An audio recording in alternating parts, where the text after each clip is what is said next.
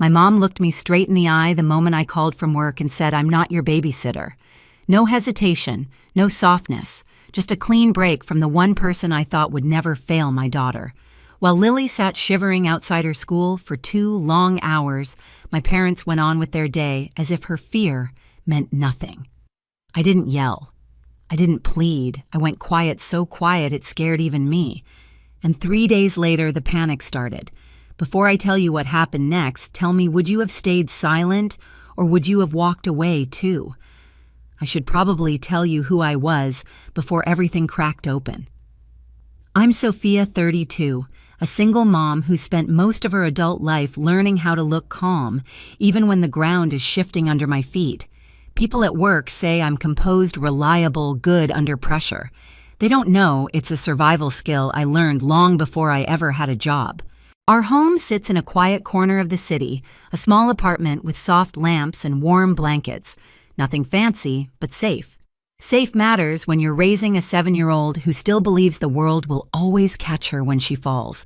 Lily has my eyes, but not my history, and I've tried hard to keep it that way. She twirls around the kitchen, sings off-key, leaves glitter in places I'll never fully vacuum out. I want her to feel held in ways I never was. My parents live across town in a house that always feels colder than the weather outside. My mother Miriam carries her certainty like armor, sharp-polished, unyielding. When I was little, she'd tell me I was too sensitive, as if feeling deeply were a flaw I needed to outgrow. My father Charles learned early how to keep peace by staying silent, and he's perfected that silence into a skill so thin it's almost invisible. Still, I tried. Holidays, birthdays, Sunday visits. I showed up even when it cost me. I kept hoping motherhood might soften her, that being a grandmother might warm something old and rigid inside her. Sometimes she'd hold Lily with a stiff smile, and for a moment I'd imagine a different version of us, one I'd wanted since I was a kid. But beneath all of it, there was always a tiny crack. Small comments, quick dismissals. Moments where she acted like Lily was an accessory, not a child. I ignored them, smoothed them over, convinced myself that keeping peace was the same as keeping family. Then came that afternoon in late winter, the call from the school, the fever, the panic. And my mother's voice, flat and clipped, cutting through the noise of my office, like it had been waiting years for the right moment to land. It didn't just break something. It revealed what had been broken all along. You ready for the moment? Everything shifted. The school never should have let Lily wait outside, but by the time I arrived, the damage was already done. She was curled on a concrete bench near the front steps, hugging her backpack like it might keep her warm. Her breath fogged the air. Her cheeks were flushed with cold, not fever. When she saw me, she didn't run into my arms the way she usually did. She just stood, slow and tired, and whispered, "Can we go home now?" Something inside me tightened, quiet, heavy, unignorable. That night, after I settled her on the couch with ginger tea and a blanket, I kept replaying everything. My mother's clipped tone, the way she hung up before I finished speaking, the way the receptionist explained almost apologetically that Lily couldn't stay inside because the office was short-staffed. I wanted to blame the whole world, but that cold 2-hour wait belonged to one person, Miriam. Still, the old instinct kicked in. Give it time, don't escalate. Don't start a fight you can't win.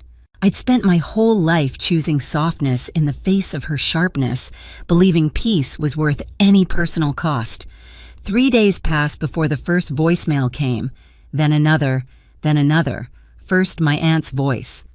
"Your mom says she needs your help. What's going on?" Then her friend Carol, my mother's Carol, not mine. "Sounding uneasy, she's been trying to reach you. Did something happen?" Then my father, weary and strained. "Your mother's upset. Can you please call her back?" None of them mentioned Lily, not one.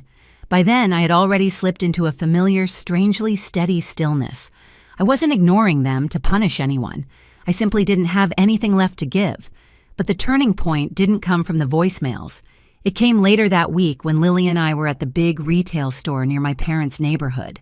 I rarely shopped there, too many memories, but Lily needed frosting for a class project, and it was on the way to Carol's house for a baking day she'd been excited about all week. We were halfway down the baking aisle when I heard her voice, Sophia, not soft, not warm, just startled. Lily turned first. She offered a polite little smile, nothing like the bubbling joy she used to show her grandmother. Miriam bent down, arms open, but Lily didn't move.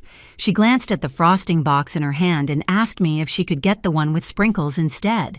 My mother straightened slowly, her expression cracking for the first time in years. "Why are you here?" she asked. "We're going to a baking day," I said, "at Carol's." The way her face froze told me everything. She finally felt it, the absence, the distance, the consequences. And for the first time in my adult life, I didn't rush to fill the silence. Miriam blinked at me as if the sentence were written in a language she'd never learned. Carol's. "Why would you go there?" Her voice sharpened, the same edge she'd used on me my whole childhood, an edge meant to correct, to belittle, to pull me back into place. But I didn't answer.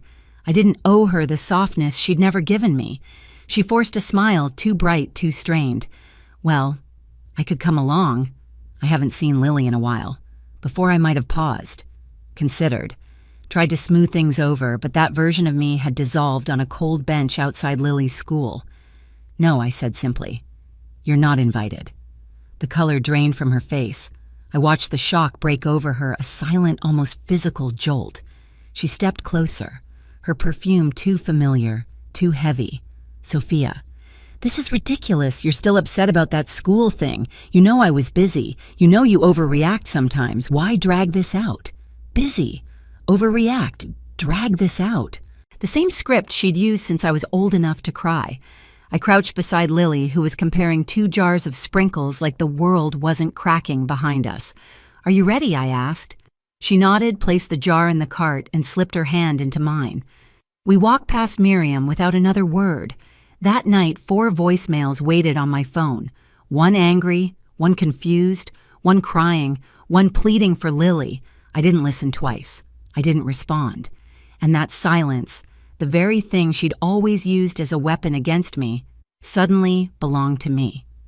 Days passed. My father texted the way he always did, not to take responsibility, not to ask what happened, but to urge me back into my role as the family's emotional buffer. "You've made your point. Your mother is miserable. What do you want from her?" But he didn't understand. This wasn't a point, it was a line. Then came the envelope. Thick, cream-colored, too formal for anything good. I almost threw it away, but curiosity stopped me. Inside was a straightforward notification my parents had updated their will. I was no longer the executor. Rachel, my cousin, who once called Lily dramatic for crying at her own birthday party, was now in charge. It was meant to hurt me. Instead, it clarified everything. I placed the letter on the counter. No anger, no tears, just a quiet, solid certainty settling into my bones. They wanted distance, so I gave it to them. But even as I stepped back, I knew something bigger was coming. Some shift I could feel but not see yet, like the air tightening before a storm. And storms always demand a reckoning. By the end of February, I had grown used to the quiet. Not peace quiet, the kind that settles in after a long storm, but still smells like rain. My phone barely buzzed anymore. When it did, it was a short message from my dad, a guilt-laced voicemail from my mother, or a clipped reminder from Rachel about some family update I hadn't acknowledged. I'd stopped answering. I'd stopped explaining. I'd stopped trying to fix what none of them wanted to face. And in the stillness, Lily changed too. She no longer asked when we'd see Grandma or why we didn't visit on Sundays anymore. She just moved around our little apartment with a softer, steadier confidence, as if she'd learned in her own quiet way that safety is not a place, but a person. Then on a bitter Thursday night, the storm finally broke. It was just before midnight when my phone lit up. I didn't recognize the feeling in my chest when I saw the name. It wasn't fear. It wasn't worry. It was something closer to resignation and exhausted acknowledgement that whatever came next had been brewing for years.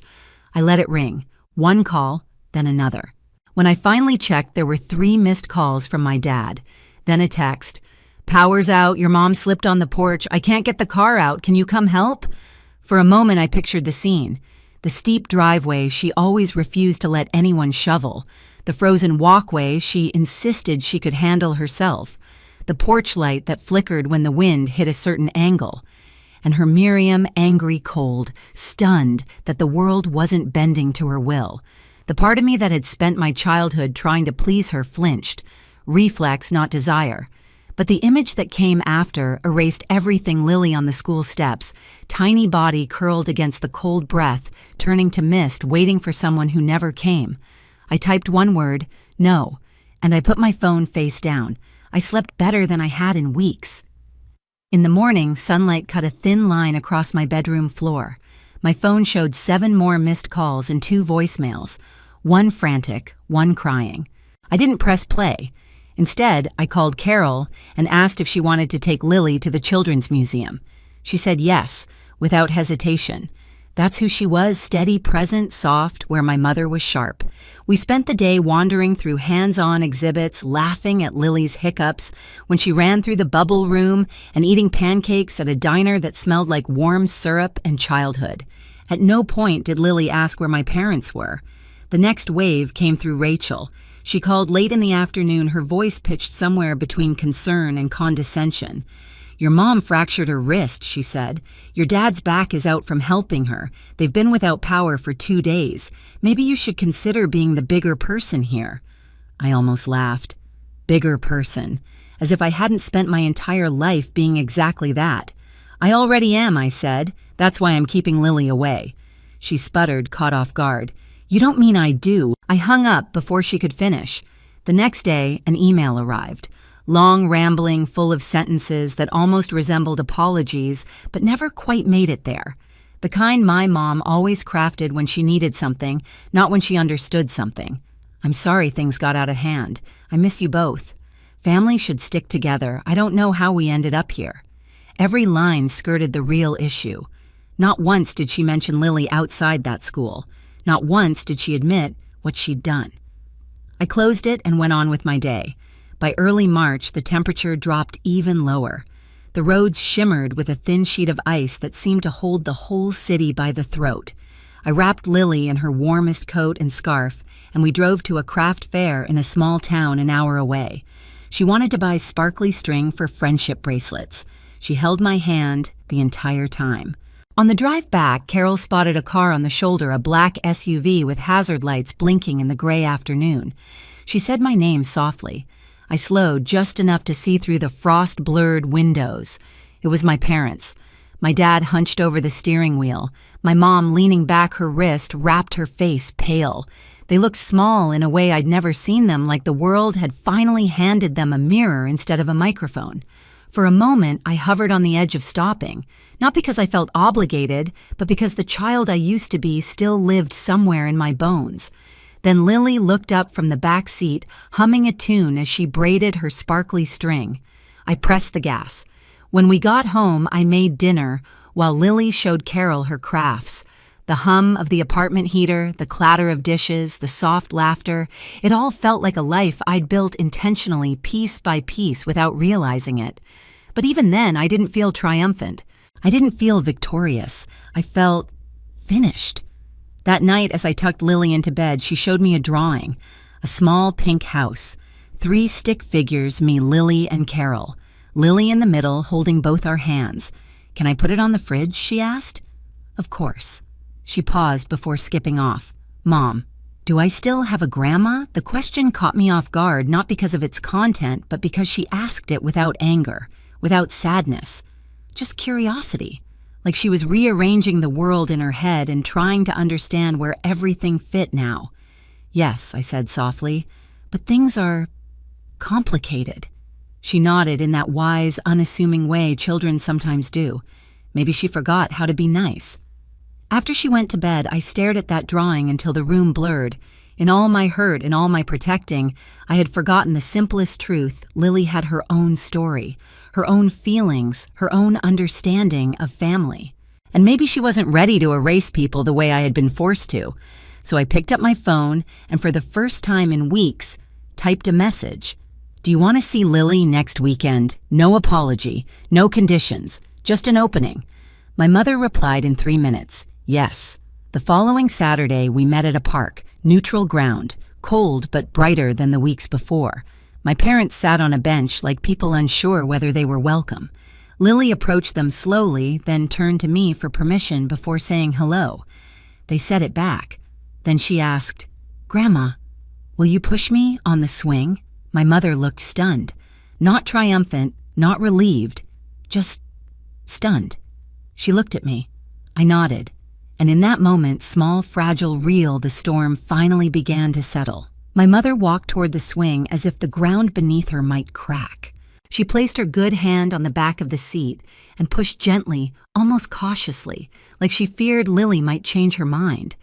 Lily leaned back, letting the wind catch her hair, her small boots brushing the dirt with each pass. My parents didn't rush, didn't overstep, didn't try to claim a place they hadn't earned. They simply existed in the background, quiet, tentative, aware. For the first time, that silence wasn't a weapon. It was space.